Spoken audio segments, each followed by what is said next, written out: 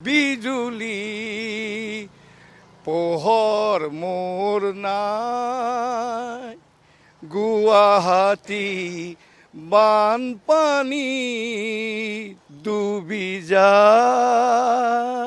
বিজুলী কলিতা হ'লে কি হ'ব? তেখেতৰ শৰীৰত বিজুলীৰ পোহৰেই নাই। গুৱাহাটী ডুবিলেও বিজুলীৰ খবৰ যে নাই, বিজুলীৰ পোহৰ মোৰ নাই।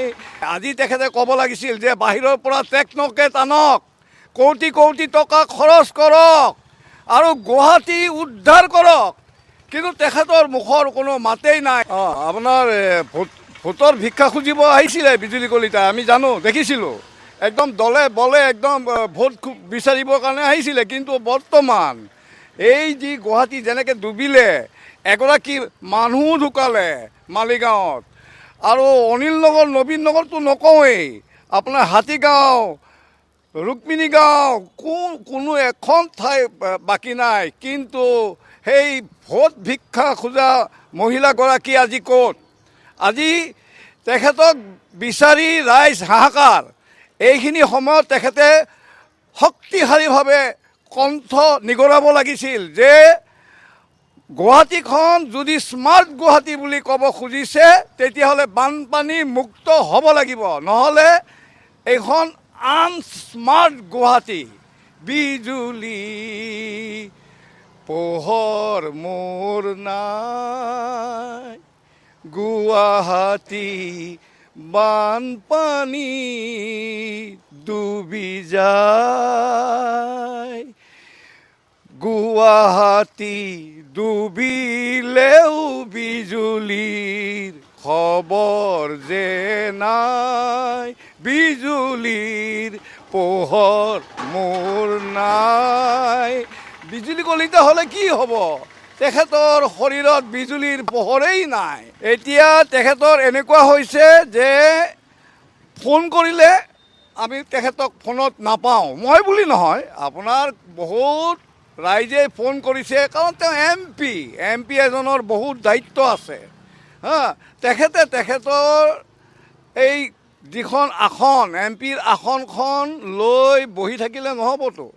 এম পি বুলি ক'লে তেখেতৰ দায়িত্ববিলাক পালন কৰিব লাগিব, মানুহৰ বিপদে আপদে দেখা দিব লাগিব, বানপানী বুলিয়েই নহয়, আৰু যিমান বিপদ আহে অঞ্চলে অঞ্চলে ঘূৰিব লাগিব। তেখেতৰ কোনো ভইচেই নাই। আজি তেখেতে ক'ব লাগিছিল যে বাহিৰৰ পৰা টেকন'ক্ৰেট আনক, কোটি কোটি টকা খৰচ কৰক আৰু গুৱাহাটী উদ্ধাৰ কৰক, কিন্তু তেখেতৰ মুখৰ কোনো মাতেই নাই। তেখেতে দিল্লীত মাতিব লাগিছিল, অকল অসম বুলিয়ে নহয়, গুৱাহাটী বুলিয়ে নহয়, দিল্লীত গৈ চিঞৰিব লাগিছিল। তেখেতে ক'ব লাগিছিল যে গুৱাহাটীক যদি বানপানী মুক্ত নকৰে, কোনোদিন গুৱাহাটীৰ উন্নয়ন বুলি ক'ব নোৱাৰি। আপোনাৰ ভোটৰ ভিক্ষা খুজিব আহিছিলে বিজুলী কলিতা, আমি জানো, দেখিছিলোঁ। একদম দলে বলে একদম ভোট বিচাৰিবৰ কাৰণে আহিছিলে, কিন্তু বৰ্তমান এই যি গুৱাহাটী যেনেকৈ ডুবিলে, এগৰাকী মানুহ ঢুকালে মালিগাঁৱত, আৰু অনিল নগৰ নবীন নগৰটো নকওঁৱেই, আপোনাৰ হাতীগাঁও, ৰুক্মিণী গাঁও, কোনো এখন ঠাই বাকী নাই। কিন্তু সেই ভোট ভিক্ষা খোজা মহিলাগৰাকী আজি ক'ত?